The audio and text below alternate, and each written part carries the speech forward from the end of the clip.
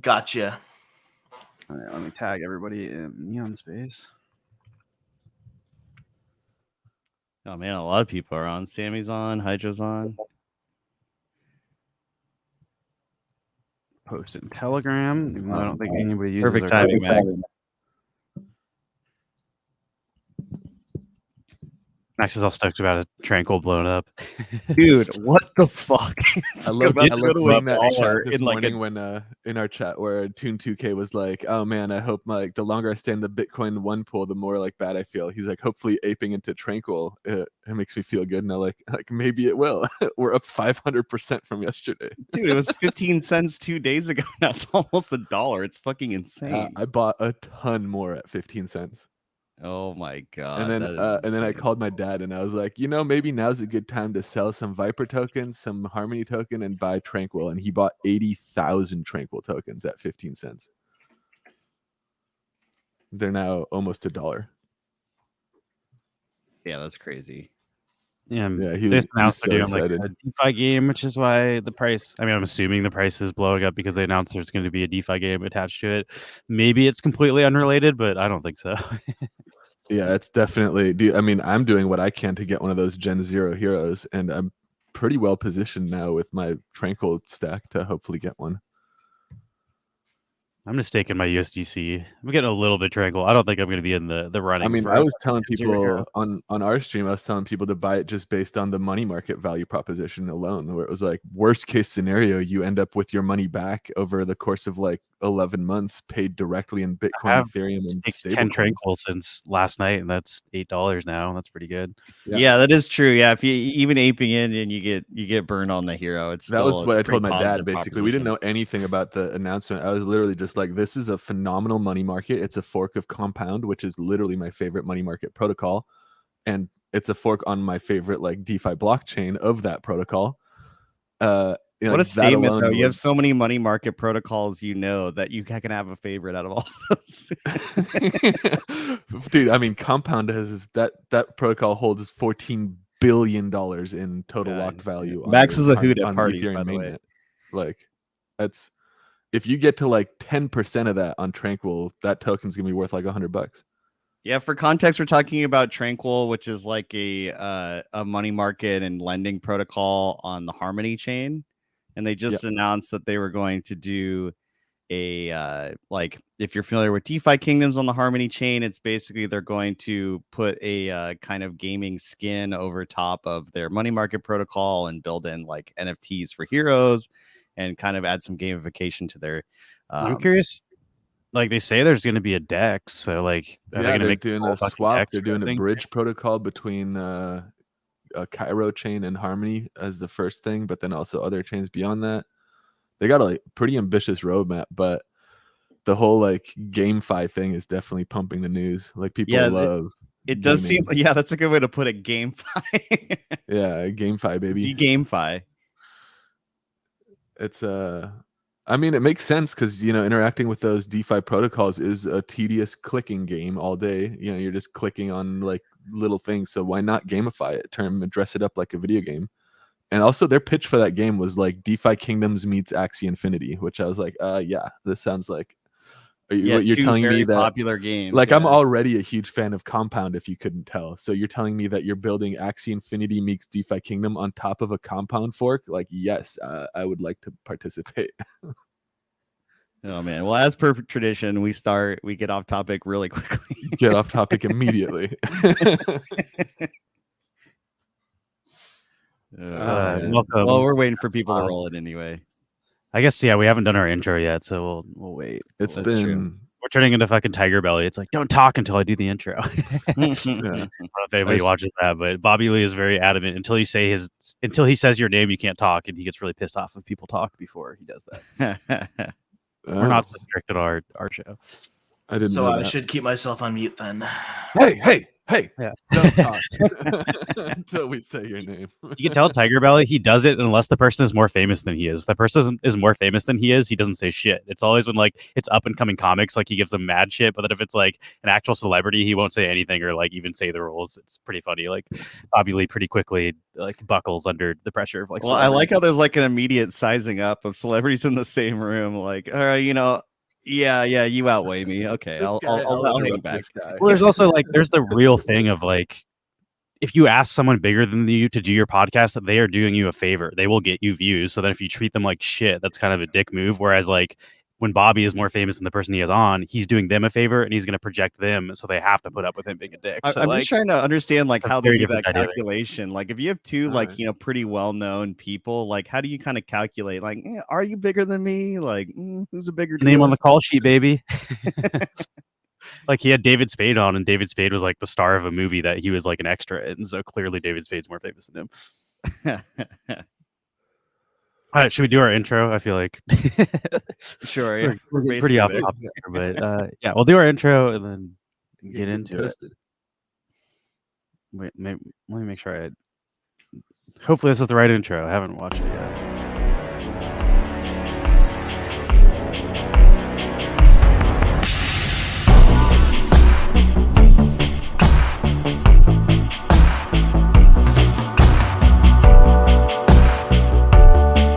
Got marbles in my mouth. That's what the marbles are right now.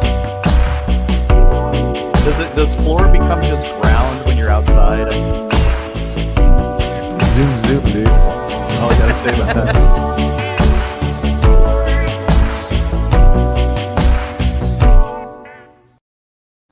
Hey, it was the correct intro video. We did it. Chain champs in the house. Jaspws, welcome. Thank you. Welcome to our audience. Stoked about that too. Chain Champs is a marketplace, an up and coming new marketplace on the Wax blockchain, if you're unaware. And it has a lot of really cool tools to use if you're a collector. It's probably the coolest interface for any marketplace that's running at the moment. I especially love the live stuff and then the simulated pack ripping. Like it's pretty much things that you would only create if you yourself are aware of what collectors want. So I'm really excited to talk about I can this. flip the live. This is like looking at Alien Worlds live. You can see this the new live posted as it goes. Like that's you're gonna beat all those people just hitting Control R over and over on Atomic. Yeah, you have no idea how much. Oh, so that's kind of designed for the drop day aftermarket. Oh yeah, I'm still waiting for like a drop that I'm hot on a drop day where I can just watch the like live market here instead of trying to fucking Atomic Hub Control R. So what's the difference with the deals one? Is there some sort of algorithm like if it's below the average market price? So if it's below like 15%, I think below our estimated value, which is not quite the market price. That's cool. Yeah. Is that like a metric based on like the previous sales plus lowest market? No, absolutely not. We actually just a couple of days ago deployed this whole sort of ridiculous system to try to figure out prices. It's still in the process of like, ironing out, but we think it's pretty good right now. It's sort of like a whole neural network that's trying to evaluate the entire market and figure out how certain NFTs relate to each other and price them appropriately. So when you see certain things with like high liquidity, I think it's pretty spot on most of the time in vetting out like what the price should be. We're still working on the lower liquidity items right now, but it's a tall order to do that just because I feel like the people in these markets themselves are trying to figure out what the value and price of this shit is too. Like absolutely. Trying to teach a neural network to do that is really that's fucking awesome. Yeah, and it does try to account for things like mint number as well. So if you have like mint ones, they'll generally be like have an estimated value that's higher than their mint 10 or 200 counterparts, for example. That's cool. Does it give you like the ability to then see the metrics of like generally speaking, a mint one in a collection is worth this many amounts more than the average of that asset or something like that? Can you get those metrics from that neural network then? We definitely have those metrics. It's using those metrics to sort of present that estimated value to buyers, I suppose. How close am I when I assume 3 times is like that's what I like to pay 3x the like average cost of something for a mint one. Yeah, it depends That's on what like the a good collection deal. is. I guess It that's depends on true. what the Yeah. collection is. And That's that's true. that was one of the hardest parts of like figuring it out to begin with, is that so many collections had like different rules to them, right? So you might have something Yeah. where like Funko collectors actually care about the mint that they get, right? Yeah. Yeah. And Also, then different collections have different mints. Like Ultra Yeah. has 13, Crypto Monkeys has 19, so those are gonna have different value in those collections. yeah, That's absolutely. true. You definitely have to know that a mint 19 thing for Crypto Monkeys, otherwise you definitely look right past that one. I guess that'll kind of lead into the first question we normally ask people, is just like, why wax? Also, just a little in general, like, how did you get into crypto? It's a little more common these days, but I feel like it was weird to even find people into crypto a couple of years ago. So, like, Yeah, how'd you like, find the how did you NFT find part of crypto? the internet? And like, why did you find wax? Like, how did you get here instead of OpenSea? Yeah, fair enough. For me, like sort of the jumping into the NFT space, I think that's a little bit easier of an answer first. Is it was honestly NBA Top Shots. NBA Top Shots blowing up sort of opened my eyes to NFTs in general. So when I sort of started looking at that, I wanted to understand what else was around, what else was out there. I started looking at wax in particular a little bit before the MLB announcement happened back in, I don't even remember when it was now. Was it like March, like maybe? April Yeah, it's or like in the March or spring, April. yeah, like April, May-ish. Yeah, so it was a little bit before that. I sort of found Alien Worlds and tried to understand a little bit of what wax was in general. It seemed like a cool blockchain. It seemed just really underutilized for what I saw in it at the time, especially.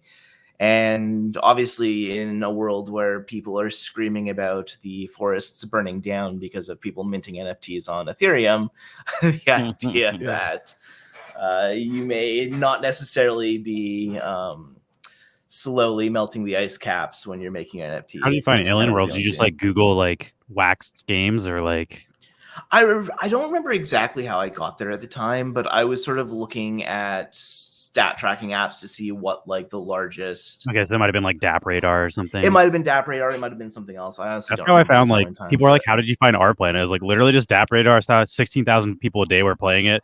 I had no fucking idea it was. That was like before Elements V2, and it was just like, if this many people are doing it every day, like there's got to be something else I don't get. So I guess I'll try staking. Like that was before the whole explosion and stuff. But DAP Radar can actually like tip you onto things.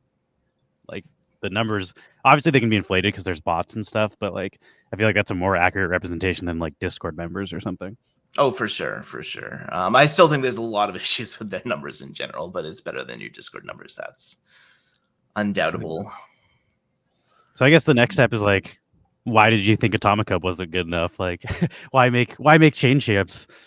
Sure, it's because as an example, when the MLB frenzy sort of started, I felt like I was at an unfair disadvantage using Atomic Hub.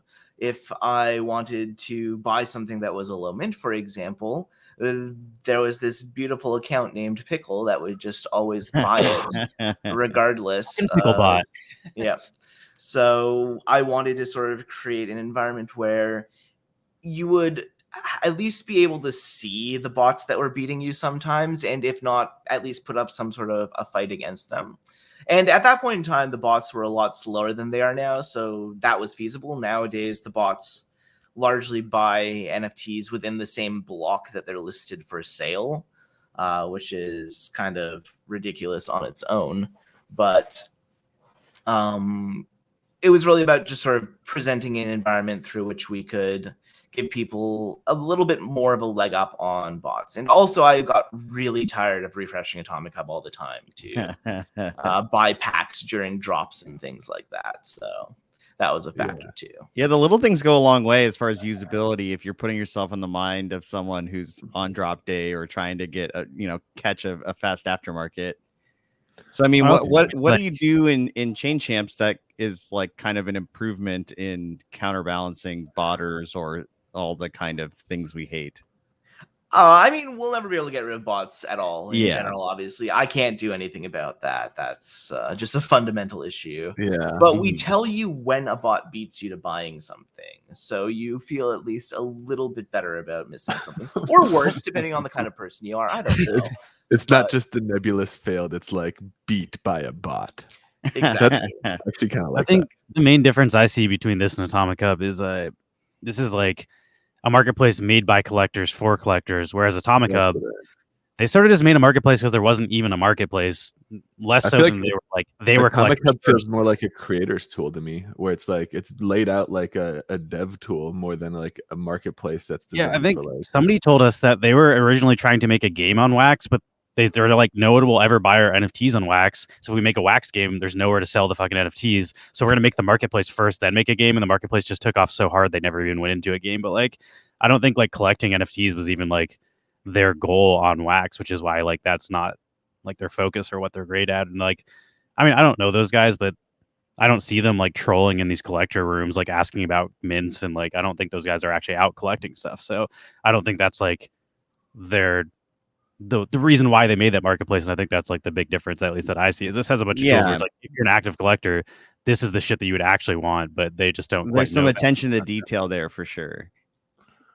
Yeah, I love specifically the like pack ripping thing. You should show that I'll off. show that That's, off, like, Max. The amazing. I have a simulator. quick question for this liquidity. I really like this liquidity icons kind of thing. Is that based on the collections liquidity, like the speed at which and the volume of buyers, or is it on a per template basis? It's specifically per template, so it's Oh, that that's template's awesome. liquidity, Oh, yeah. I really like that. These Yeah, Land Rush player access packs are liquidity high. They're flying. Yeah, we'll stick that one in the back pocket, the beat by a bot neon sign, since we're starting to work on an I original do like collection. that too. Yeah. Yeah, and obviously you can Wait, simulate just home about any. Oh, you're picking the Spider-Man pack. Yeah, these are $220. I'm definitely not buying Dude, that's one. Dude, I'm insane not to buying me one of with the those sheer yet. volume of packs. It's so ridiculous. I don't know if they're gonna fucking go down or the like. I feel like they have to go I'm, like, down. I did teetering the math on- the other day, and the floor was like that collection's worth like too $15 high. million. It's way Like, too I fucking think high the for this. distribution is accidentally slow. I don't think they're deliberately trying to slowly release them, but just the how long it'll take this volume of people to actually 'cause redeem. you have to go through like blot or drop. ooh, I would have immediately lost $150 had I bought this pack. So I'm glad I did. Glad I did this At least instead you of. can simulate burning money on Oh, I just stream. lost another 2 in a $45. row. Oh man, you're going hard. Let's see another one. Oh, This not one I bad, actually not would bad, have not bad. only lost $50, but you know, this is a good way to see how quickly you can burn money in the NFT space. Clear So your I feel like FOMO that a little alone bit, is- you know, rip a few Oh, did we get simulators. I think Did we we get just raided got by the raided by some snakes. Oh, I got a soundbite for this. I gotta play it. It's for this. I've had it with these monkey fighting snakes on this Monday to Friday play. That's for all you snakes out there. Liam Jackson. Let me see if I can find a Neon Space pack. Yeah, you can choose the collection at the top there. You can't type it in because I'm lazy and I haven't done that for people yet. But you can scroll all the way down to the letter N and find it. Yeah, at least we're in the middle of the alphabet. That was by design.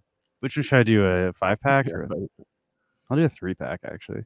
yeah, Hey, we got a little bit of liquidity teardrop on our stuff. That's good. I do like seeing the collection stats, you know, when they're ranking and you can This see one, like I would have also just eviscerated money. That seems to happen a lot to you people. can see your in this 7-day space. volume It versus does other seem like pack collections. I ripping feel like is- it's a little competition as we try to climb our way up the leaderboards here. This is pretty cool though. I fucking like. It's super fucking. I did cool. this used on to- drop day. I ripped a bunch of packs and it's just like I can't rip any more packs, but I just want to keep doing the RNG roll. So like this definitely is like Yeah. a nice. I feel like pure- it's a way to get some FOMO out of your system before It you. Yeah, does go matter. buy this would have something. not gone well for me. Damn, there's one of these for 3 cents right now. Should I just go buy that? That's too cheap. But I guess you can like Yeah, test that's the definitely numbers a what I little want. That's bit. literally you know? arbitrage opportunity for the Neon token because it's worth more than 3 cents. Yeah, but you just Not burn it and financial turn it I mean, into. you can click fungible on the tokens. template and just get straight to it. So like if you click the image, it should take you to the page for that NFT as well. I'm reading the Twitch pack chat. Ask Jaspws if he uses the pack simulator prior to opening a packs himself. Do you do that, Jaspws? I mean, it depends on what it is, I suppose. I do when I'm like looking at buying something new, like if I want to get an idea for what I might be getting myself into. That's always nice. And that's reading like the actual pools that are left, right? Not just like all the probability, or is that just the overall probability? No. So if it's a pre-minted thing, it does look at the pool with Nefty and pre-minted Atomic Hub packs specifically.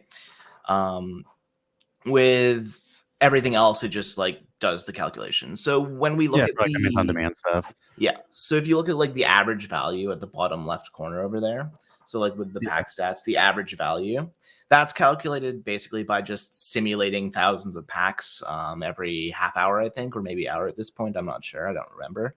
And it just gives you sort of the average that it's pulled. And like obviously the highest is the highest that the bot basically the script pulled when it was generating thousands of packs. Definitely a neon pull in one of these. That's actually not bad for our packs though. The estimated value is 315 and the average is 308. So it's like Yeah, 3Ds. And like They're with about- the 3-cent NFT that you just saw, like the EV, there's nothing in your collection that's actually worth 3 cents. That's the neural network getting it a little bit wrong because there may not have been enough liquidity on that. Or somebody might have just listed one on the floor for that. Like yeah, that can happen too, for sure. Can we also do this simulate openings? Yeah, you can fascinating. simulate openings, absolutely. Let me post this. Those metrics are super useful as someone who buys and sells NFTs. Like you'd get some serious insight here without having to do much, because that was ultimately when I first started out in NFT, like collecting, getting an understanding of what my packs are worth, or if it was worth it ripping more packs to try to chase the like legendary shit or just buy the legendary shit directly.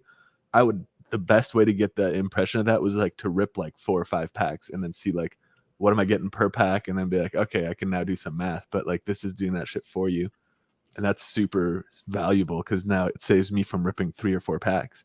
I can open these packs that I could never afford. Yeah, but I mean those metrics, that's a super useful thing to show to, like, I guess more than collectors, that's super useful for like traders too, because it gives you Holy crap, this is listed for $187 and the average value is $17. That's the estimated value. There's a difference between the average. The average value is 131. So that's actually not that bad. The estimated value being $17 there just means that we haven't seen it sold in a really, really, really long time, it seems. So the network has no idea. It literally has no idea. It's like, I've never seen this. I don't know what this is. I have nothing to compare it to. Oh man, if you're a real gambler though, and you look at this, it's like the highest value is, what is that, 11,000? Oh yeah, no. If you really want to just juice your gambling addiction, that's because there's like, look at how many cards there are in here, and if you pulled a bunch of classics, which might happen every once in a while, it'd be worth a lot. But like the chance of that happening is probably like 1 in a bajillion. Yeah, it just like, means that at some point in the simulation it happened. But so I guess these aren't even cars; these are just all drivers. So the top 4, I think, are cars. Yeah, there's something the weird with the image resizer right now with like landscaped videos or like certain like kinds of videos, and it's just not displaying them. I'm not sure why. That always. I missed the like Nova Rally sale, so I never actually got to open the packs. I bought everything I have from Nova Rally on the aftermarket, but the packs got like, I remember like Van bought them and then they went up like 10x, and I'm just like, yeah, I'm not going to jump in right now. It seems like a bad time, but you just don't try and go in an arms race with Van. You'll never win. See if I can get no classics. I don't feel bad that I didn't buy one.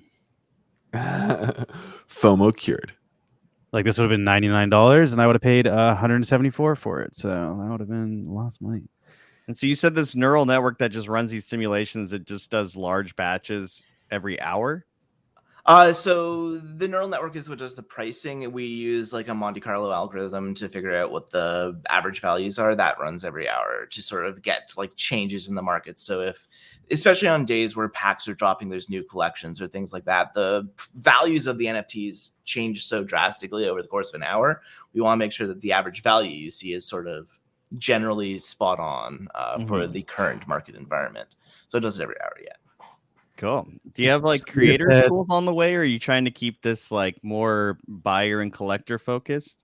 Kind of let others in the market do that? We are planning to, in the very near future, release some creation tools, not collector tools. Yeah. To help people create their NFTs, their collections, and hopefully we can offer a couple of features that people have been asking for that may not be easily accessible through other platforms like Atomic Hub and NFT Blocks. Yeah, because I feel like the experience on drop day is such a wildly different experience over the course of time and over different collections. So if you can kind of provide drops with an eye for detail on what collectors like, I think that is a good marrying of two worlds there.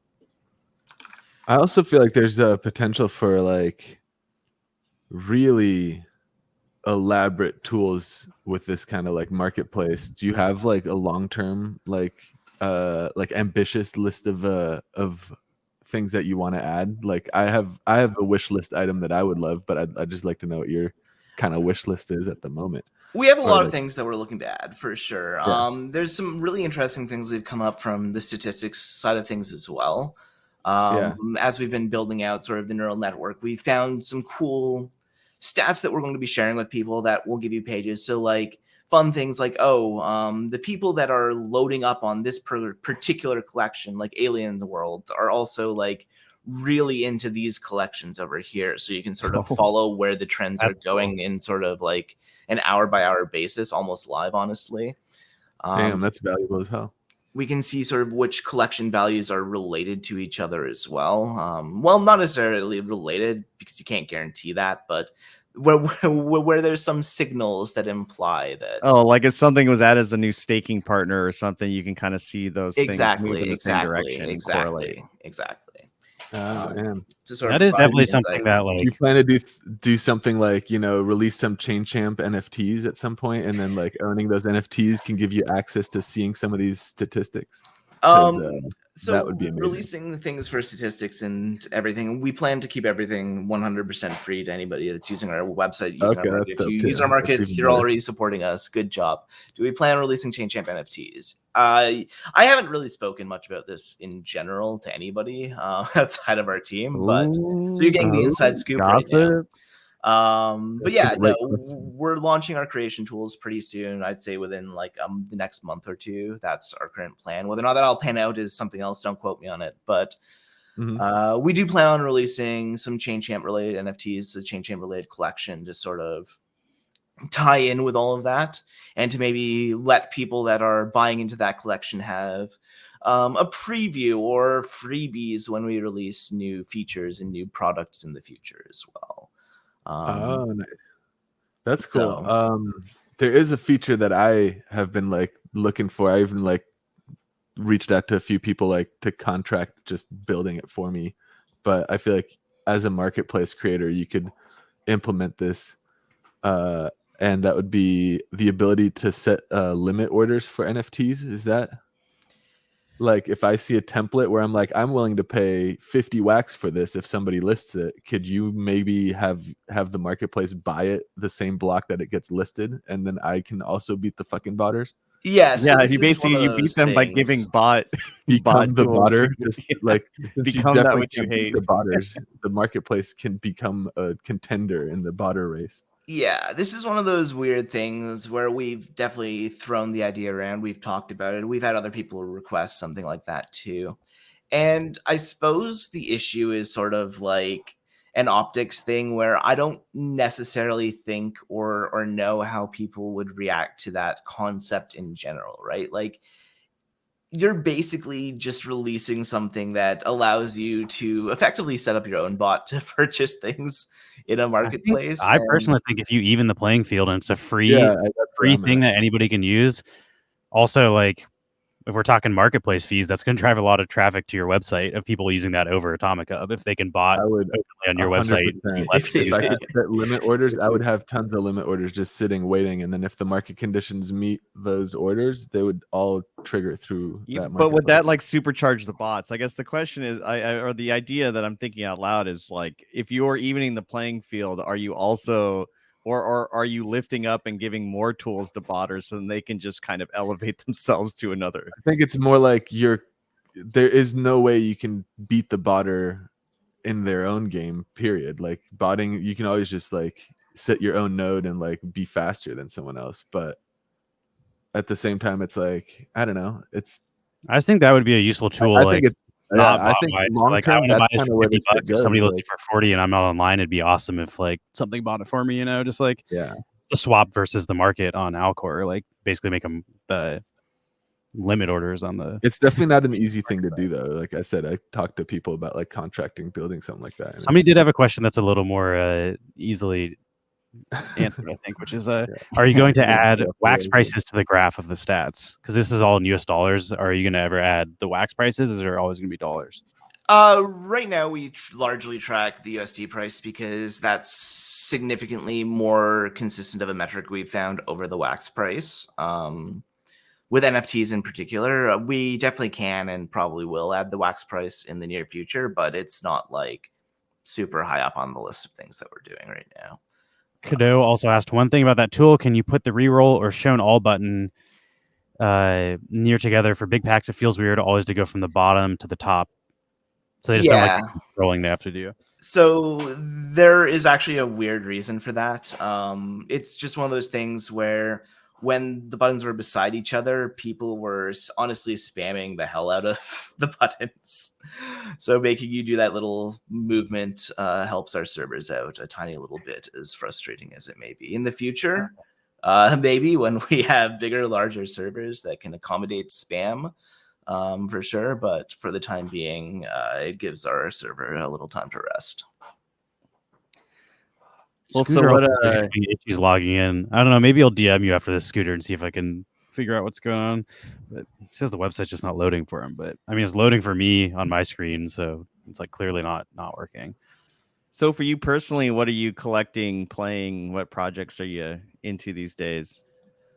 Yeah, I mean, I've been spam clicking blockchain RPG a lot lately. That's something that I don't miss a beat on right now. I've been playing a lot of Beast Gardens. Beast Gardens, I think, is the most enjoyable game that I've been playing on Wax recently. I sort of have a thing in the morning where I wake up and I battle my beasts, and then I have a thing where I go to bed, and before I go to bed, I battle my beasts, and that sort of works out with the timers a little bit, and that's kind of fun. I just like what they're doing over there on that project in general. It just feels more like a game that I'm actually playing than a button that I'm clicking most of the time. That's really there's a lot of token faucets and not a lot of games these days. So yeah, do I play anything else? I mean, I dabble in a lot of other things. I'm dabbling in like Crypture Worlds. I'm dabbling in the Panda game. Lou, don't you do the Panda game? Sort of. That's one of those ones where it's like, I feel like it's a token faucet. I'm not actually playing a game really, so I just kind of got burned out on. Like I was doing the same thing. I'd set my pandas like when I woke up and before I went to sleep, like maybe once or twice a day. But like where's the end of this? I'm having fun playing it. I'm not earning purgatory right now. I earn right back into my character to level them up. So like I sort of just got burned out on that one. But like I don't think it's a bad game or anything. It's just got to pick how many of those click games you can play a day without going crazy, I think. So it's like, I got a couple of them. And I think that's how most people on Wax are like, before everybody's like, let's get into as many as possible. And until you realize like the burden is on you to click that button or you're not making your investment back. And then it's like, do I really want to be playing 100 of these games? And that's all I do every day is just click a bunch of faucets. And I feel like a lot of us kind of overextended into a lot of the games. And we're kind of like, maybe I should like pick the couple ones I like and then just focus on those. At least that's where I'm at. I don't want to speak for everyone, but yeah. I saw you having on Halo, I think. The Halo Infinite. Oh no, I've been enjoying that too. On the side, it's just I haven't played Halo. It was nice being able to play Halo on the PC for the first time in really forever, basically. I never played it growing up just because it was an Xbox game, and I never had an Xbox growing up. I had all the other systems, no Xbox, so I never got to enjoy Halo. Feels like it finally gave me the chance to do that, and it's okay. That's my verdict on it. It's okay. We'll have to have a team up at some point. Yeah, I mean, I would be more critical if it wasn't just free to play multiplayer. If I had to pay for it, I could be a little bit more of a stickler. But if I can just download it, fire it up, and play online the for free, multiplayer, I like my expectations. For me is I don't know the levels well enough, and like you need to know the level to find the good guns. So I feel like I'm always just fighting against some of the rocket launcher with like the stock guns. But Mark and I were playing that Fiesta game type where you just spawn with random two random. Yeah, guns that's pretty time. fun. Yeah, although like I haven't played Halo since like Halo 2. So a lot of the guns since then, I don't even know what I'm holding. I don't know what it does. Yeah. Me too. I would pick up a gun and be like, "What does this even fire?" You point and you click. That's what you do. It doesn't matter which gun you have.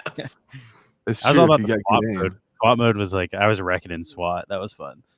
Yeah, something else now, right? Isn't it like? Yeah, I forget what they call it. Tactical Slayer, I think. Tactical Slayer. Yeah. There's like no shield. No radar.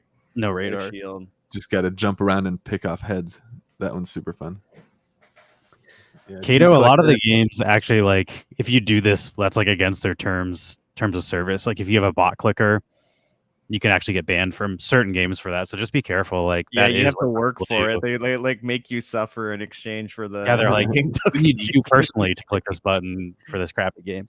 And It's other games that are smart are doing like rental services. Like I think I could be wrong about this. I don't actually play it, but Farmer's Tales, whatever that one is, the one that came after Farmer's World. I think you can pay extra to hire someone to do your stuff passively for you. So you hire a townsperson that is a bot, and then the bot plays for you, but you have to pay him part of your income for that.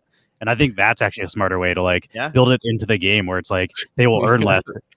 That's also what NFT Battle Miners did. NFT Battle Miners, you can automatically do repair, but then it's like sucking out of your thing while it's, But I think that's like the smarter way that games have to start doing stuff like that instead of like requiring people to play all the time. You can charge them to have someone play for them, and then like they earn less. I think that's like a pretty good solution to that.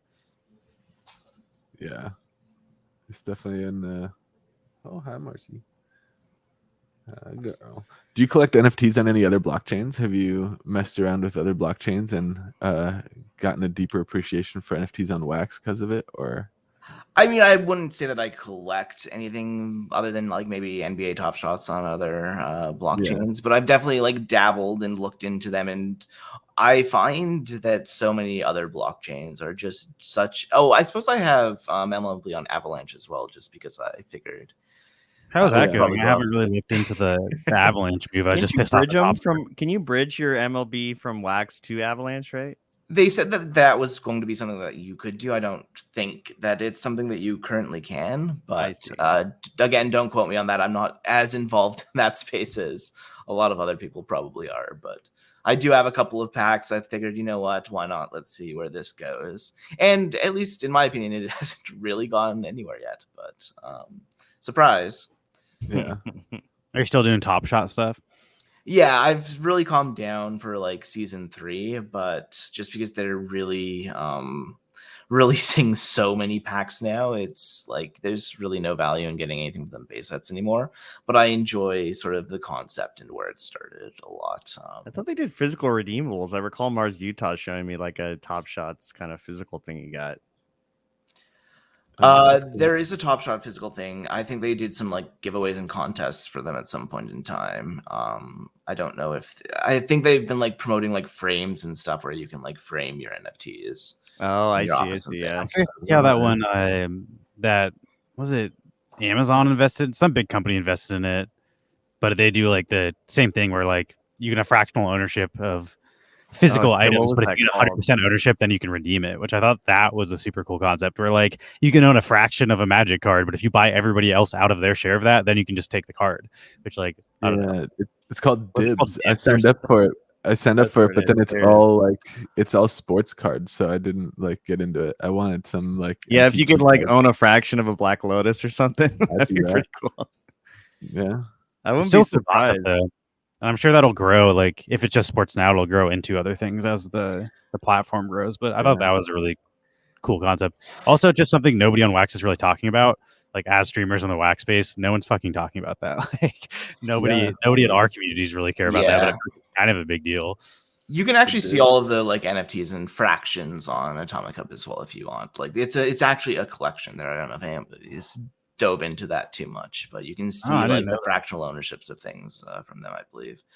I was looking at it a few weeks ago. I didn't know. I was looking for those. Really, they're actually represented as atomic assets somewhere. Yeah, they're atomic assets. That's cool. I thought they were on their own like asset standard or something. I know you can do that for like the simple assets on, because I remember that's a big issue for our planet is people started selling fractions of their simple assets. But those are FTs, so of course they can be more fractional. There's a simple asset to atomic asset bridge too for certain ones.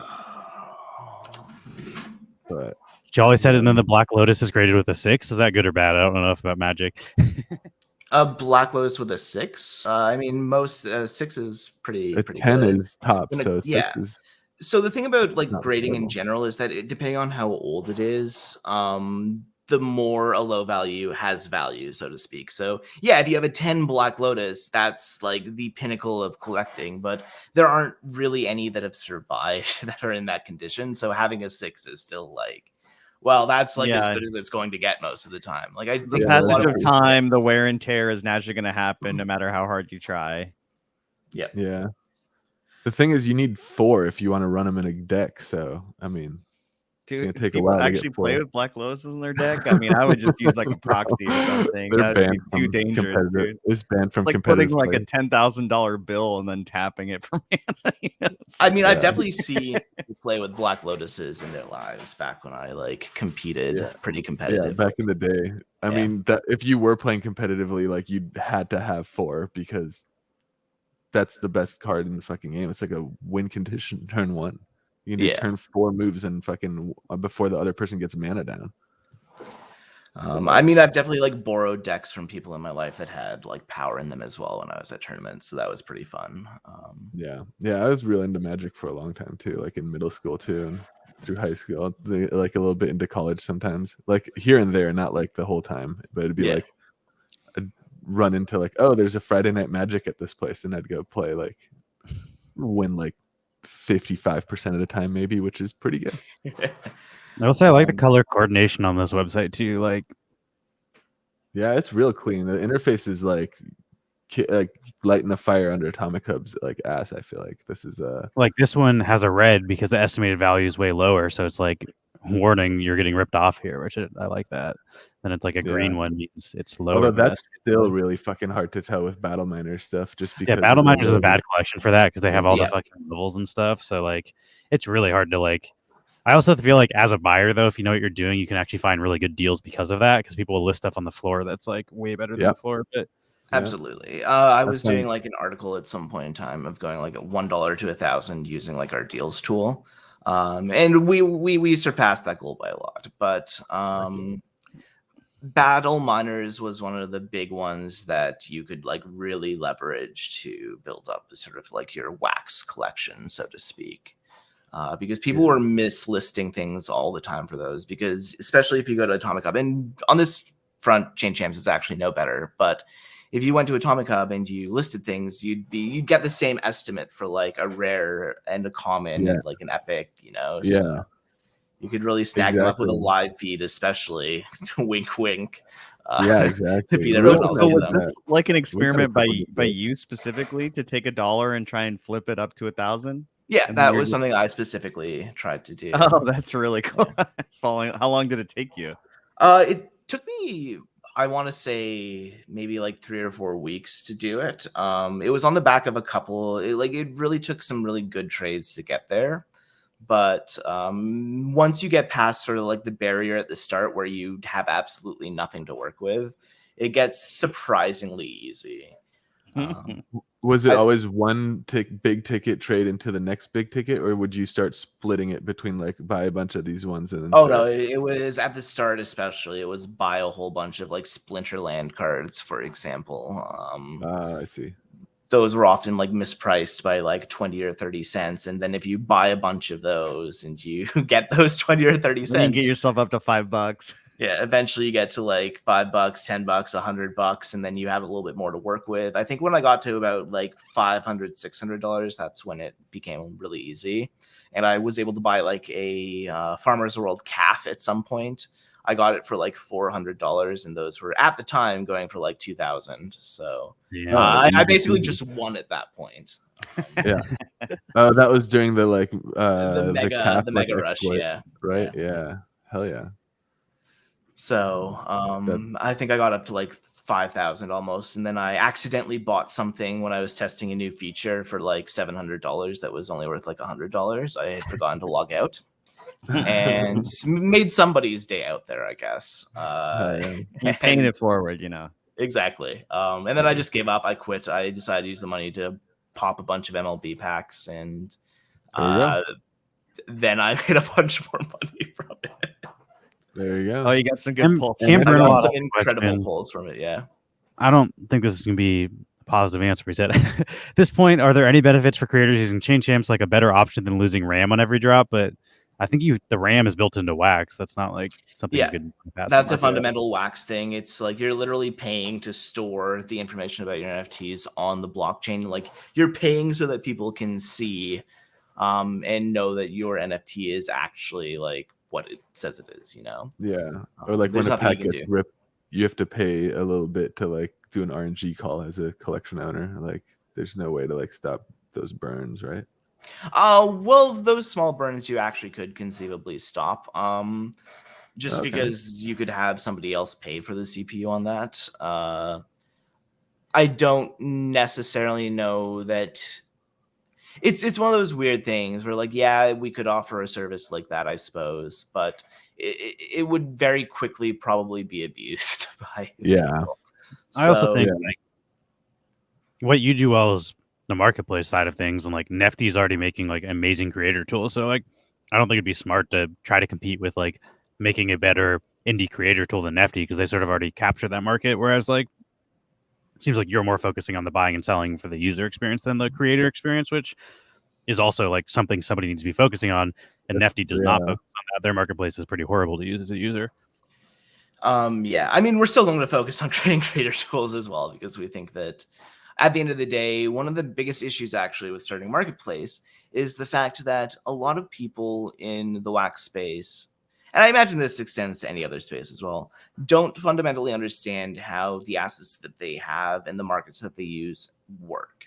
So one of the things that we had hit us so often, so frequently when we were starting this project up and sharing links and passing it along was everyone was like, oh no, this is a scam alert, don't buy anything on a website that isn't Atomic Hub. Atomic Hub is the only safe place to buy anything. And I get that. I get that people are defensive over things. But like, we were in the Wax wallet. We were vetted by Wax. They confirmed that everything was good. We had moderators from Wax saying like, yeah, this link is good. Don't worry, guys. And then there would still be people responding, well, still don't trust it, guys, just because they have a check mark, or just because they're a project representative, or just because they're a moderator doesn't mean it's safe. I just watched this card piece live sell. Do you see that one on the right that just went sold? That's cool. Damn. Somebody got That's it. pretty But great. yeah, I get the people being hesitant, but I think like anything, it just takes time. Yep. Like it's taken Nfty so long to get Also- the word out that they I have like a mean, marketplace and stuff. We need competition in this space. Yeah, the collector innovation is base is driven just by that growing. shit, There yeah. needs to be more options and more competition that drives innovation, because the amount of people collecting and engaging on Wax is only going up, and so to only have one option, I think, is a disservice to the network as a whole. Yeah. Plus, I don't know, that's just good for collection owners too. Oh, If there's man. more options for making creator tools and more like This $1 to 1,000 thing, the gambler in me really wants to try. The whole way the the market deals is are for actually like pretty you good. making money is you get 1%, right? Or do you get 2%? It Does Atomic Hub depends. still get 1%? No, so it depends. The market that it's listed on gets 1%, and the market that it's sold on get 1%. So if somebody sells it and buys it on your marketplace, you get 2%. Okay. So it depends. There's a lot of variables in there, but yeah. Like I used to use the bulk tool on NFT Hive to list a bunch of bulk stuff, so they were getting the 1% for that when people bought those listings on Atomic Hub. Exactly. Yeah, it's pretty cool. And then if you're using Nefty blocks to buy stuff just because you want to farm Nefty token, then you're getting that. Like they're getting the 1% on the buy side. Yep. Yeah. But just That's to sort of cool. loop back on the question, if you don't mind, quickly, with the creating creator tools and why it's important is to sort of solve that problem to a degree of people not necessarily trusting you as much as they do if you're a tool where they go to your website because a collection that they already trust is saying, go buy our packs here, you know? So when you provide creator tools and you have sort of the validity of collections that people trust, it makes it a lot easier to also say, yeah, this marketplace is legit on top of that. That's a good call. Also, like, that's a very good point. I know one big thing Nefty tries to do is like, use Nefty because you use our creator, and then they took off the Atomic creator. So like, if you buy drops to them, they're getting more of the market fees. So like, if it's a one-stop shop for people, the more likely they'll list the stuff they're creating on your creator tool on your market. If it's like a one-stop shop, so I feel like that would actually be like pretty positive for you if you can like. If somebody leaves your site, they're more likely to use another marketplace for their tools. So, but if they can have it all on your place, it's like the whole Twitch thing. Don't let people fucking leave. Have everything and just hop to a different channel instead of leaving the platform. Exactly. So you have, like, for example, like somebody sends you a Chain Champs link to buy their pack drop. And then if you miss that pack drop, you can immediately go to the live feed and see them coming up in real time and snag one for a pretty low price too a lot of times. So it's, I think it can only be positive. Whether or not we're focused more on the market tools, I think we are focused more on the market tools. But I think that having creator tools there and supporting drops and just really touching the entire ecosystem is important to building the best tools for people to use. I also see like actual use case for this stuff. The Paradise NFT people like approach me and we're like, we do drops through our platform, and it's just like, I don't think your platform is like a good idea, to be honest. Like, I don't know if you heard of that one. That's when I talked to you a little about this in like Atomic Kings, but they're trying to like use wrapped wax to dodge the 2% tokenomics fee. But I'm just like, that's not going to work well because like if you list something on their marketplace, it's not going to show up on Atomic Hub. Like if I list on your marketplace, people can still buy it elsewhere. So it's not like, hey, you're basically asking me to be exclusive on your platform, and that doesn't really seem advantageous. Yeah, do they even actually have a platform? Because I've tried to find that to see. If I'm they not actually even like have a convinced. site. Not like I haven't researched it all. It could just be a massive rug pull, but like I don't know. When I brought up like the problems that I thought he was gonna have, he didn't really have any solutions for them either. It's like, yeah, like how are you gonna overcome this? And they're like, oh, we're gonna get investors and advertisers. Like, okay, good luck, but like I don't see this being a great idea. I am the KY is a good question too. Can you sell for any token on Chain Champs or just Wax? Sorry if you already discussed that. Or I guess do you have any plans on selling for other tokens if you don't already? Yeah, right now our listings are just USD and Wax. So right now, no. We're looking into the idea of it. It's just I'm not entirely sure there's like a huge demand for it right now. That's all. There's some indie creators that are into it, like like Created with Love, Adeline. She sells all of her stuff for her own token, and there's like Virtual Dream. They sell not all their stuff, but they sell stuff for Dream token. So there's like indie creators whose entire collections rely on them selling stuff to their buyers with their own token. Jake from Monster Strike, another one, he sells stuff for the Monster token. So it's not like as big of a demand as people trying to buy stuff for Wax, obviously, but I do think there is like, and we have a Neon FT, and like we one day might want to sell our packs for Neon. So like if we can find a marketplace that does that, that would be good for us. Yeah, definitely. No, that's a good point. I think that we can definitely look into it a little bit more. Obviously, when we start trying to create new features that aren't like fundamentally supported on the blockchain already, it's a little bit trickier. Because obviously buying something directly from somebody for a token is a significantly simpler transaction than trying to just does it all. Like everything moves through Wax. So like you have to have your token paired with Wax, and it's just like automatic market making, like selling whatever token you did into Wax, then using that Wax to purchase it. And that's why you actually get refunded Wax sometimes, because it overcharges you in the token. But like the way Nfty is doing is just everything is bought and sold in Wax, but they're doing all of the behind the scenes stuff behind the scenes. But I don't know exactly how they do that, but that's how they do it at least. No, for sure. And it might be something we support in the near future. Not in the near future. Ooh, I should not have said that. But we're also in the future. We're holding you to it now. Yeah, we're also like not in a rush to sell, because there's like, for us, it's the whole like just education is the issue for us. Like if we sell something for the Neon FT, people need to learn how to get the Neon FT to participate, and that's going to like alienate a lot of our potential market. Just being like, you need to understand how the Kate NFT tokenized NFT contract works and how to send that. That's like too many steps, I think, from like what people are used to doing right now. Whereas like we're probably just gonna sell our stuff we have like an NFT and FT version of the blend token. People understand how to blend an NFT, so like the blend tokens and the NFT makes more sense than like we think selling stuff for the FT right now anyway. Because like I just don't think the market's, as you said, like because there's not that big of a demand for it. People don't know how to do it yet, so it's like definitely not. It's like a newer thing, but I think long term that'll be something a lot of creators are looking for, just based on how they're running their collections. Yeah, that makes sense. But short term, I don't think that's like the biggest demand. Like most people, those people have also complex on the back end.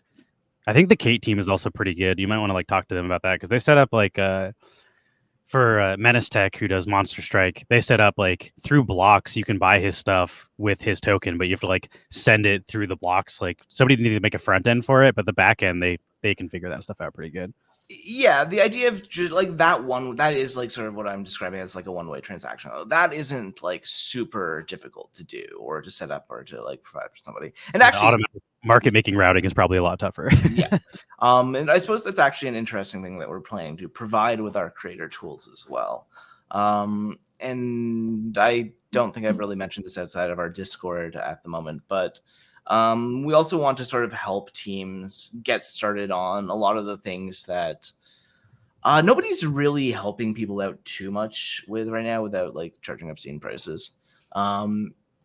Which would be getting started with like creating your own tokens, understanding how to create your own tokens, understanding how to set up basic contracts like staking and things like that. So we're hoping to provide sort of like boilerplate things for a lot of that stuff because it's definitely feasible to do.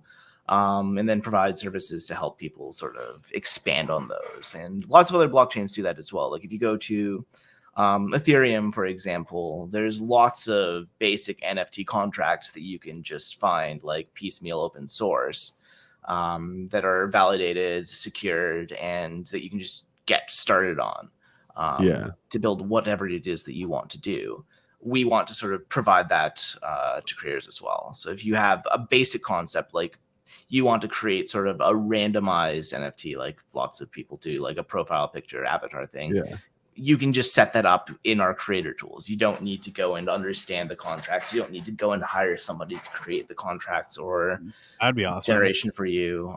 That's something that we will provide in our tools. That's also like I always say it in our streams, but like the reason why like Crypto Stash and Any Observation are like some of the biggest names on Wax is because like everybody trying to start a fucking collection Googles how to do it, and those are the guys that tell you how to do it. So like then when you go to buy something, you recognize their name, and like I do feel like being able to educate people on how to do stuff is like great marketing, like indirect marketing, but like that's definitely like I think what some of the largest creators on this network are the people creating educational tools for other creators, which is like an interesting a lot of these creators are artists, not smart contract developers or blockchain enthusiasts. You know, a lot of these people are just, you know, artists or creative types trying to bridge into a new interesting medium. And so like for the, you know, to give them a leg up and let them be good at the artwork and then take some of the implementation stuff off of their plate or make it more approachable, I think is huge. Yeah. Is the plan to create those tools like through a similar like accessible like thing like what Nifty Blocks did with their token where you stake a certain amount, or is it planned to be like a service that you offer that you can pay directly to chain champs to like essentially contract as like your you know, to access that kind of thing? Or is it's the latter? It's definitely going to be one of those things where you can like choose as a service to buy it when you're creating your NFTs, or just something that you can like buy on the side to set up and contract it out basically, or just use the snippets that we auto generate for you and send you that are specific to your project.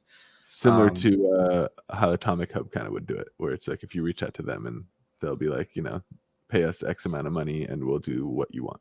Yeah, except that hopefully you don't have to reach out to us for most of the tasks, most of the simple tasks anyways. Okay, I see. So like a like kind of like a free creator like suite interface with like the addition of like you can pay for like a premium service where we'll like help a you custom create, service like, or something. We'll help you create the staking portion of your vision here, but you got to Exactly. create like the collection and all that stuff. And there's other things that we want to sort of provide at sort of a lower cost as well. Like you mentioned Nefty, asking you to stake Nefty to do certain things on Nefty. I don't see a reason to force people to pay for simple things like that. Like if you want to bulk mint NFTs, it's really no skin off my nose to like have a contract or a script that I'm running anyway. If that brings you to our creator tools instead, that seems like something we're 100% going to offer you for free. Sure, but if it's like Nefty is doing like they did that Alpaca Worlds like generative thing, so like let's say they make that contract available through like the level 3 staking, like that kind of a way to distribute that, so people are still paying for it because it's a premium feature, but rather than paying directly, paying with like a token stake over time. Yeah, well, I mean, like I said, I we're don't already hate going to the provide that approach on for free, so I'm not. Yeah, yeah. I'm Oh, not like going you to. mean the iterative contract? Oh yeah, and the like iterative pre-minted- contract is 100% going to be like a free Oh, very thing where cool. you can set up on Chain Champs. 100%. Do you Wow. already do you already have that figured out on the back end? We have the majority of that figured out on the back end. Because we're actually looking to do that. We might talk to you separately. about Yeah, that. surprisingly, a lot of people are looking to do that right now. I've actually had a couple of requests for it already. But yeah, it'll be ready in probably in like a month or two. That's our goal right now. Damn. Oh, that works again, perfectly. no promises, but that's the goal. Right. Yeah. Yeah. And That's wild. it should be pretty cool when we get to them. And again, it's like I want people to use our marketplace. I want people to create NFTs here. I don't Yeah. need you to give me like an obscene amount of Nefty to do something that I'm going to be making money for anyway when you run your job. Right.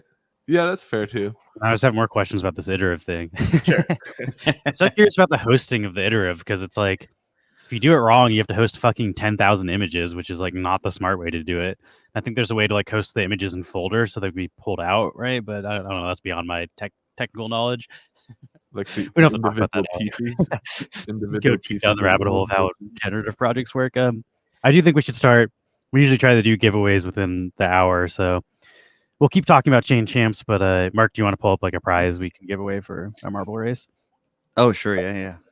I guess I'm curious about what is like a service that you would then pay for, like beyond the. Yeah, If so you're, something like a generic staking contract. So like if we're Okay, there you helping you create your tokens, for example, that would be a paid package service sort of thing. You can figure that Right, out. We and also then that have payment- ideas for stake tokens. Yeah, and then that payment would go towards like also paying for the like cost of like CPU and all that stuff of minting the tokens and everything initially, like pre-mining and all that. Or would you be able to like do a smart contract distribution model of a token that can also be like like I don't know, because what I'm trying to say is like a lot of tokens are created like in 100% pre-mine fashion and then distributed by a wallet that just has people who have access to it, which I feel like is a shitty distribution way. When like, is it possible to distribute the tokens 100% through smart contracts that once they're set up can't be adjusted, making it more of a like, you know, it's set in stone kind of like I'm not gonna rug pull this shit by adjusting the like distribution models, because I feel like that happens way too often. Yeah, that's a really complicated question. Yeah. I don't know if I have a good answer to it right now. That's fair. The thing But I would like to do for our token is like we have the Neon FT, but we'd like it to like somehow governance, but not directly have governance. So like you could stake it for X Neon, and then the X Neon you could vote with. I think that would be a cool thing we could add. So like people want to stake their Neon, they could vote on stuff we're working on. I don't really know how we do that, but I don't know if that would be something kind of what you guys are doing. But if you could do something like that, that'd be something we're interested in as well. yeah, it's not something that we've really thought about, but the concept is relatively simple. Like that's what you've described isn't a complicated contract. Yeah, we don't know shit about smart contracts and like the token stuff. So like we have a fungible token. It was made 100% by the Kate team. I have no idea how they did it. We send it to a smart contract. We get the FT back, but like that was all them. We're not smart in the smart contracts. Yeah, we have a lot of cool ideas, but just not the skills to make them a reality. Yeah. We also So it know how sounds stuff like works that's pretty good, like from a user experience, but from the dev side, it's way different than the user experience. Obviously, like you don't need to know how a smart contract works to use a smart contract. Absolutely. And I mean, I guess our goal is to just make it easier for people that don't care about that stuff or don't know about that stuff to sort of get into that stuff. Yeah, I think that's great. That's great. Plan. Yeah, I think I'm you're really excited exposing a about lot of more opportunity to people that didn't even think that they could have a staking contract. They wouldn't even fathom it, thinking that they would have to create it themselves. Also, I also once like you that people create, like you come along every couple of months, like a bunch of shit we thought was impossible 8 months ago, Nefty made possible, and then people like you come in and like open up more lanes for people like us who are creative and have a bunch of ideas but have no fucking idea how to do it. It's like, I don't know. It's great to have people like you on the Wax Network actually trying to like do stuff for other people and not just cash grab. that's why they should really fund that shit with the labs. Oh money. God, don't. Yeah, I'd vote. Oh for yeah, you. didn't you guys talk about this last time? Yeah. the Wax It's Council bullshit, dude. grants and stuff. It's bullshit. It's literally just a private fund for their fucking like pet projects. But I'm gonna start this race real quick. Yeah, if you're We have a actually trying really to loud drive intro. innovation, give money to people who are doing it. I mean, but I do agree that the fact that you're offering a lot of these services for free, that's you definitely don't gonna see that as much on the other chains. Particularly Ethereum. If you want any sort of help developing your project with contracts and stuff, you're paying a shit ton of You can money. mint stuff without paying $1 bajillion on Ether. Ether's just expensive. All right, I'm Yeah, playing the Marble so- intro. Turn down your volume right. really quick. This Oh, isn't whoops. cut us off talking. It's loud as shit. Let's get ready to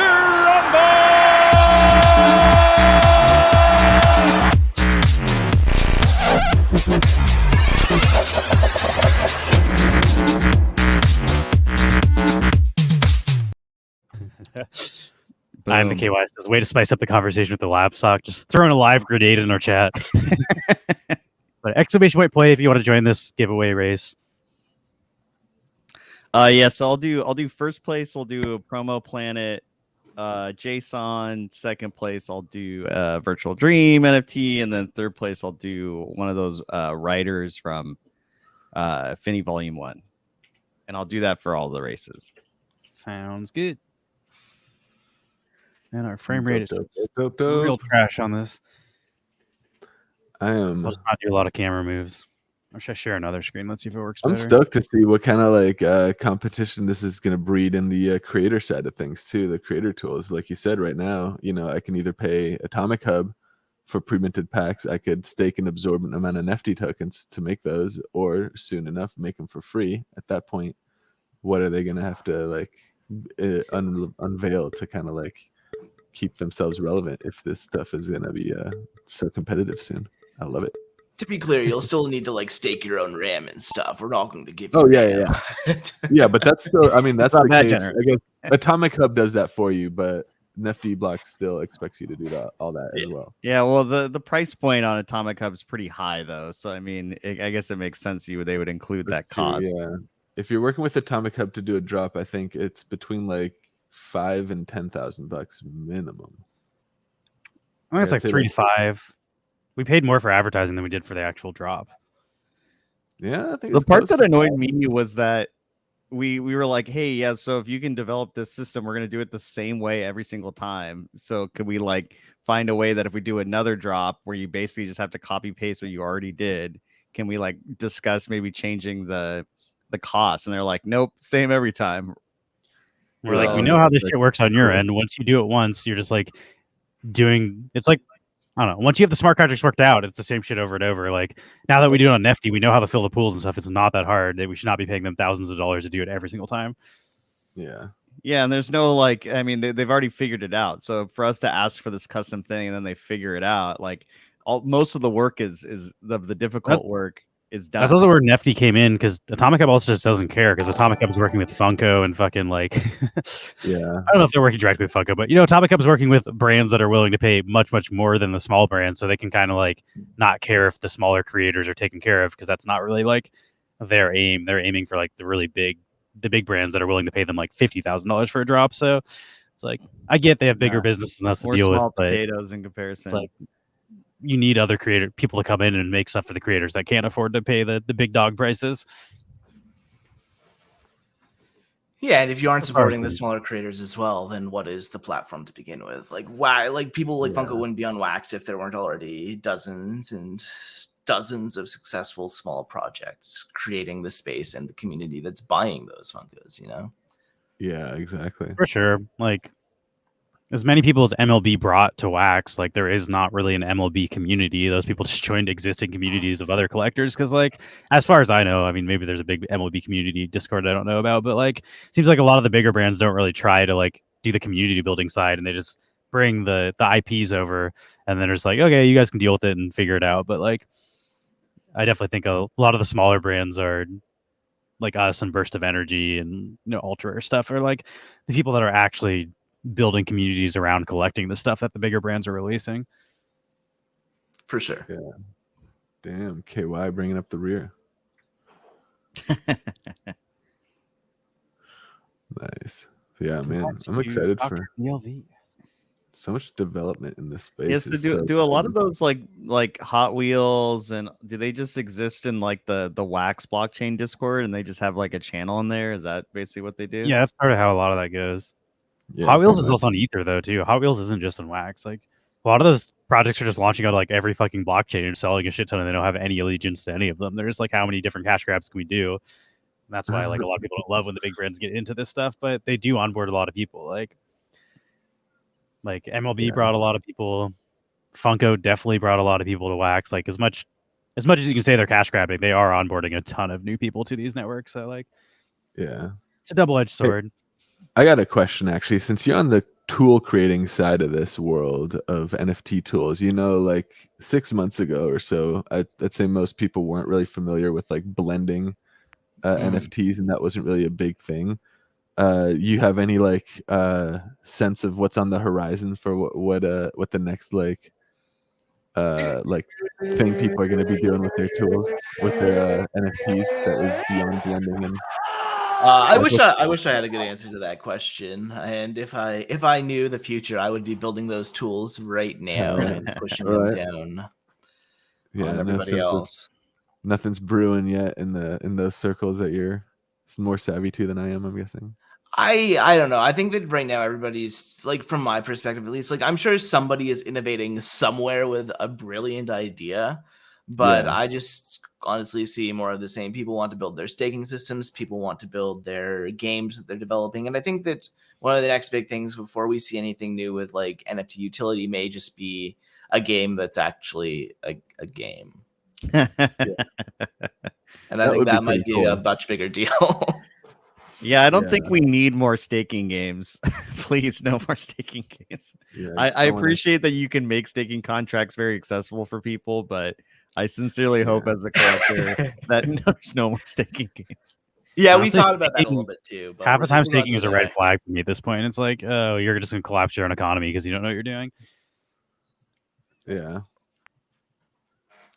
That's like Alien Worlds and Our Planet kind of fucked over everybody for the next like all of last year because those two projects were so successful. Every other project just was some sort of combination of those two projects, and like neither of those projects are functional games that are fun to play. So, it's a reason why we're seeing a ton of other not fun games that are releasing because that's what makes money on Wax right now. Unfortunately, I can't wait for the first like real game to like take off. Yeah. I think we're It's pretty close though. All right. Costume Clash is pretty solid. That's like a pretty real game. It's definitely got Yeah. a ways to go though. Like Costume Clash is not. Like if you bought that on Xbox, you'd probably be pretty disappointed. If that was the new Mario Kart, I wouldn't be very happy with Nintendo's development. Do you got to break away? Yeah. I'm keeping my eye on Square Enix too, after what they just said. Oh, yeah, that's true. Yeah, that was interesting. Very aware of blockchain gaming and what's happening in this space, and how how hard it is to value any of these assets at the moment. Yeah, I'm definitely. I mean, we did a little bit yesterday, but I'm starting to try to look into like blockchain gaming on other blockchains as well. Yeah, Wax for real. is definitely my home. I love Wax, but I also just like playing fun games. And if there's more fun games on other networks, I'm not like. I'm so Only on fucking Wax. stoked on that Deferia game news. Like, fuck yeah, dude. Or All the Defiria. Trank stuff. Yeah, it's a Tranquil protocol making a game on top of its. You know, something money. I'm noticing with NFTs is like some of these Ethereum generative projects are creating kind of like automated market maker kind of things where you stake your NFTs, of these generative projects, and then basically you get a token back, and then they create quick liquidity because if you want to buy one, and they have certain incentives or utility that if you have X amount of insert animal here, that this does a thing or has some sort of utility that if people, so it creates a quick and simple liquidity for the common, low ranking kind of stuff if you want to encourage that. So you can stake these and then, you get whatever token back and then you can spend it and then and get a random NFT from this pool in that collection. And so it creates a little bit of a easier liquidity than trying to find a buyer for your one specific thing of a 10K project if you're indifferent to getting the same thing back. That's kind of interesting, but that it's a big if, because the whole point of NFTs is not them not being fungible. Like it's just like making NFTs into a fungible Yeah, thing. and like I think it's all the idea is interesting to me. The implementation leaves a lot to be desired, and how you can create utility that encourages that sort of movement and encourages the staking of assets. So there's a lot of like how and why, but the concept itself I find interesting. Yeah, But a lot of these projects do really struggle to make a legitimate utility for holding. That's kind of the biggest issue. Like, why should I have more than one, and why should I hold on to them? Yeah, I'm definitely getting into like profile projects that have like additional utility through like what was the one I got? Like those like your Madden Meerkat I one got. that it actually Yeah, gives that you one's cool. additional yield on liquidity mining. I think Yeah, I honestly like the more I do this, the more I think you can make shit without utility if it's just cool artwork. Like I think a lot of people are listening to the people with the loudest voices in the space, which are fucking flippers. Flippers are like staking utility, but it's like those people are just gonna sell your shit in 2 months anyway. Is that the audience you want to be catering to, or do you want to make stuff for people who don't sell stuff? Those are collectors. So it's like it depends on what you're going for, but I think too many brands on Wax are just trying to be like, oh, if I say they're staking my collection, I can print money, but I don't know how to balance a staking economy or make a game. Let's just do that. I sort of feel like people doing that might fuck up more than like just us who are like, we don't know how to make a game, but we're just gonna make kick-ass collectibles and we're gonna do that well. Like, yeah, I I agree wish with more that. people do that. Like, I don't mind buying Creek shit just as a collectible with no utility because I like the way it looks and like he does a really good job. So it's like more I think people it's do that. I about think more people support him too. I think it's just because like too many people are in this gray area where they're trying to do both things and they're not doing either well. It's just like you're not a fucking play to earn game and you're not a collection either. Like it's like you're neither. You're just doing both poorly. So I don't know. And I think it's about how you pitch it too. I think setting expectations is important because a lot of these brands try to use staking and utility in order to sell it. And if you just Really, create something that's like, hey, I worked on this. This is my unique artwork. If you like it, buy it. my And rant is really then from like Ashiki coming in saying you can't sell collectibles on Wax. Like he said, he's like, yeah, that's why we're going to Solana because you can't sell collectibles on Wax. Wax is all flippers and stuff. I was like, well, that is true. That's also like the audience you literally catered to for your game. you Like told them people like ask you could buy a house with your token. yeah, you're That's like, what yeah, you're like you can stake AXP in and in like 3 months it'll be worth 10x what it's worth. It's like, why do you think you attracted people that did nothing but flip? Is because you told them they could flip and make money. Like, so I don't know. And that's what I fear is, or that's what I'm saying is like a lot of these projects feel the need to try and make huge promises and use money as a way to pitch it so they can get people to buy it. And then now they've pigeonholed themselves into a way like, okay, I need to provide value because I agree. I just don't think you have to do that. Like people that are like, you have to do that. It's a successful NFT brand. It's like, I don't think you do have to do that. Disagree. I think that's how you cash grab and like you're just failing at it. Like if you just take it slow and steady, you can grow something naturally. Set realistic expectations. Let's do our last race of the day. Before I get too spicy. I agree with this too. Yeah, if you get the exclamation point playing Costume Clash, we're gonna do the shit out of that. I also really want to friggin' if we could get a neon space cart, like a neon cart, I'll play that shit every day on stream. Oh yeah. I hope you're in here, Josh. Somebody clip that and send it to Josh so we can get a neon cart. Don't clip that part. Don't clip me saying to clip it. That's not cool. That's the part. I know. Look at this shameless shilling. Damn. I'm excited about this year on Wax though. Last year is a blast. Like one of the most fun years I've had doing crypto. Not one of the most fun. The most fun year I've had doing crypto shit since being into it since like 2015 or whatever. And this year I think is going to be even more fun because I feel like we kind of know what we're doing in the space. Yeah. Yeah. Do you have any plans for adding a social portion to the marketplace platform that you have now on Chain Champs? Some place where I can like chat with other collectors who are maybe on the Chain Champs market at the same time, because that could be a thing. The Discord. Yeah, no, that sounds like it could definitely be a thing. No plans. I've never thought about that before. But like a troll box on an exchange, you know. I imagine it would degenerate pretty quickly some of the time. Yeah, just like the troll boxes. Yeah, I'll give that like 6 hours before it's just filled with stuff you don't want in there. It gets really fucking That's actually on second thought. That's not. Yeah, I think there definitely does need to be like a better communication system though, because Comic-Con kind of added the messages for the trades now, where you can like send people a message with the trade, even though that just encouraged more scammers to scam people because they put fake numbers in there. But you can actually now communicate with people that hold stuff, which you couldn't before, which is nice. Can you communicate with somebody without sending a trade request though? Like if I just want, that's what's missing. Right? Yeah, so that's what I agree. Like I want to see somebody who has an NFT I want and be able to like ping them like, hey dude, nice collection. Like yeah, if you can like Atomic Hub, like have a profile picture and have that shit be your fucking actual avatar profile picture thing, you could turn it into a whole social thing on top of the marketplace. Yeah, because I do think that these markets are very social, and like these like trading these assets, it's all about like also like the main point of like one of the main digital Lambos of collecting this shit is flexing. So if like the place where you're buying it is the place where people are most likely to be impressed by you flexing. Want somebody to see my mint ones. Digital Lambos, dude. What the fuck is the point of a digital Lambo if I can't pull up in front of like a populated club with it? Like I don't know. I definitely feel like the social side of it is kind of missing on Wax, at least. So I was curious if that was something on the radar too. I think Twitch is huge for social. Like when Wax streamers are live, people just bounce from one to the next.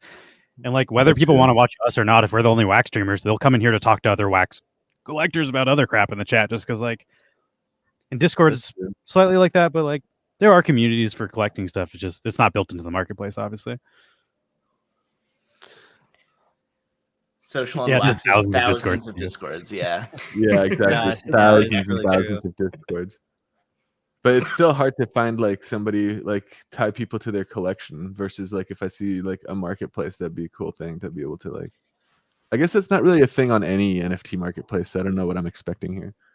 Like yeah, it's not a thing. Like on OpenSea, I can like thing, Yeah, that's true. Here's a good kind of summation here. So what's the best way to follow all the Chain Champs things? Are you most prominent on Discord, or do you do any like Twitch streaming? Or I think one of our biggest issues is that none of us have any idea what we're doing when it comes to social media and streaming. I personally used to stream a lot, but that had nothing to do with Chain Champs. For Chain Champs specifically, Discord, we have a Discord. I guess we can throw that in the chat. Oh, cool. So we have that. We do like announcements there when we have new things coming up. So that's probably the best place to get the new latest. Yeah, absolutely. We have Twitter as well, but we're not like huge on Twitter. We tweet often enough, but following is kind of lackluster there, which is funny because what was it? At some point in time when we were talking to like the Wax developers or like the Wax team, like Wax, not like just arbitrary developers, about sharing like Chain Champs things, like getting Chain Champs on the wall, getting Chain Champs in like the Discord and stuff like that. One of their first responses was, well, you need a lot more followers on Twitter. Because apparently you cannot be a project without having a very large fake number of followers. Yeah, all those Twitter followings are just artificial numbers of people chasing giveaways. It's also so easy to inflate those numbers. Right. Like in the Blockchain Brawlers Discord, there were like maybe 800 people. Then they were like, oh, if you get this role, we'll drop you a free NFT. Suddenly they had 10,000 people in their server in 24 hours. It's like, you really think 10,000 people just came out of nowhere, like real people? And it'll be like tumbleweeds in that general, like you'll be in their three chat. People, like three people, 3,000 accounts each. That's what that is. Yeah. How's it no one said anything in the last 12 hours and there's 10,000 people in here? There's no. I definitely don't like that metric at all, that like people tend to like care about these like social media numbers so much more than the actual product or the community itself. And they like, try to put stock into those numbers when those numbers are so easy to gain. Chain Champs is cool because it shows you the liquidity and the actual stuff sells for. So like you can't just hype fake numbers. Like I don't know. Exactly. That's one of the reasons why this new marketplace is good for collectors, is because it like helps you view if those metrics are real. But those metrics can also be fake. You can wash trade your own collection back and forth, like Bored Ape Yacht Club fucking people do. That shit's not worth $600,000, but it is if they buy their own NFT on a flash loan for that shit. But like, there's ways to game the system, but it's at least like helping collectors see the right metrics, I think. Yeah, you definitely can wash trade your things as well, obviously. But one thing that we do sort of like, as I mentioned with like the neural network before, is that we have a lot of really interesting stats. So if there's some sort of loop happening there, we can usually identify it and see it. We're not necessarily doing anything about it in terms of the liquidity metric, but we can generally see which accounts are sort of like honestly money laundering in some cases as well. We suspect that's happening a lot where. Man, I wish I could see what you see. That's gotta be fun to look through. Yeah, there's like a lot of trades like that legitimately look like people are like laundering money, where you might have capacitors in Alien World selling for like exactly the same amount of money at like $10 and like 3 cents, for example. Things that make no sense, but doing it in bulk at like the same time every day. It just feels very sketchy. But we have all these things, we can see all these things, and we're trying to figure out ways that we can leverage this information to make it interesting to look at without also have a fucking tab for the biggest wash traders. No, absolutely. I'm pretty sure we could. I would check that out constantly, to be honest. That would be hilarious. Like, oh, who's the top wash trader? Biggest money launderers. You just get some awards at the end of the year. do leaderboards like top money launderers, top spoofers, biggest botters. Yeah, no, for sure we could, and we may actually do something like that at some point in time. We have the information. We might as well do something with it. Yeah, if you have the information, just that's like, making it transparent and just putting those people on blast, hold some accountable at least. I think the social media or the social aspect would be kind of fun if you saw like top wallet leaderboards. Because you could then Burst of Energy likes to flex his wallet. Everyone knows Van's a whale, so it would be kind of fun. You kind of know the big players. Unrelenting amount of spam because of that, though. Yeah. Like, have you ever looked on blocks for Van? He gets like 75 trades a day asking for money. They're like, "Hey man, can you please send me wax? I'm poor and I'm like, I need to pay my bills and shit." Like, you go through blocks, because I'm the nerd that used to watch blocks for Van to see if he's inventing. Because if he was inventing, Aether's about to boost and you should hold and sell. So like, I used to watch him to see when he was inventing, because it literally affected the entire R Planet economy. So I'd watch his wallet, and he there's something about letting people publicly contact you when you are a whale like that. That's a fair point. Yeah, some privacy issues there. Burst said he has the same problem where people basically just beg in his DMs. They're like, "Hey man, like," he's like, "Sorry man, like my wallet is not a charity for everybody that asks for money. Sorry." Yeah. But I think it's a pretty good time to wrap up. Do you have anything you want to say to wrap up your project or talk on it, Jaspws? I don't know. I think we've done a pretty good job of explaining what Chain Champs is, why going live is significantly more valuable when it comes to getting the right prices for your NFTs. Like, we actually just, I suppose, if we're wrapping things up, another interesting thing we pulled out from all of our data is just the justification that a lot of people are constantly, while using Atomic Hub and other marketplaces, overpaying for the NFTs that they're buying. We have metrics. We're going to be releasing it in like a fun little post in the near future. But if you're using Atomic Hub, you're usually paying too much money for what you're buying. So come to Chain Champs instead. Hell yeah. Nice. That's a good wrap up. We're also definitely like, when you have updates, like, definitely come back on. I think you'd be a good guest on. We do Tech Talks on Tuesday, and you seem to be very like technically inclined, so it could be fun to have a special Tech Tuesday with you. Come on, talk about some of the tech stuff. But dive into the blockchain side of all this stuff a little bit deeper. Yeah, we're excited about your project, so we're definitely down to have you back. This isn't like a one-time only. This is your one pitch. Now get the fuck out. No, we'd be happy to jump back in and talk to you whenever. Absolutely. And we have other team members too, so I'm sure bring the whole crew. You can see we travel in a posse. But we end our show with a ridiculous YouTube video every week or every day, I guess. And then we're gonna raid into Hydro, but we're gonna play some music before then. So thanks for joining us, everybody. We got Carlos Matos to play us out. Wait, am I sharing audio on this? Is it gonna? I soft pitched a Lewis and Jam with Jaspws on drums, but we were lacking the mic equipment for it. Yeah, so, we'll have that set up for a different stream. We'll may need to figure it out. Horrible latency audio jamming over the internet. That would sound fun. Yeah, so if you want your speakers blasted out, we could do that. I'll get my drums mic'd up next week. I'm into that. I can get my bass out or guitar and jump in Have with to get my like beautiful singing voice. No. I think audio movers is the only way to do it without latency. You'd have to get like another audio setup to connect.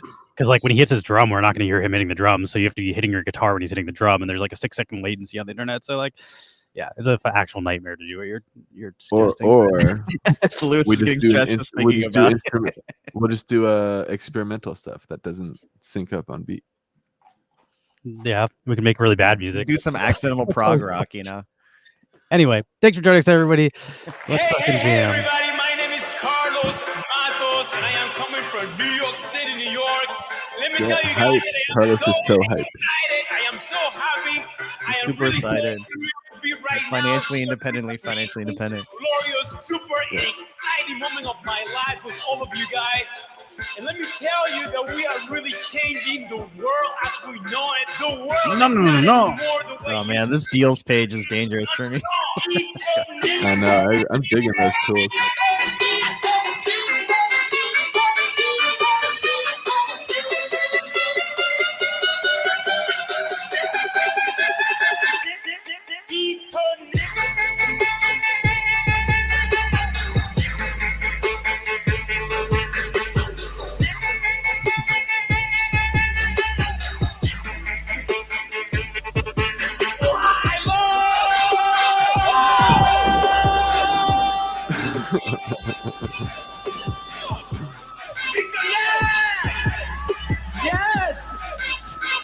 Yes.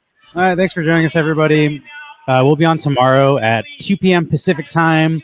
That's our Off the Rails, where we watch more random videos like this and cringe stuff on the internet. But have Get fun off watching. topic and spicy. Yeah.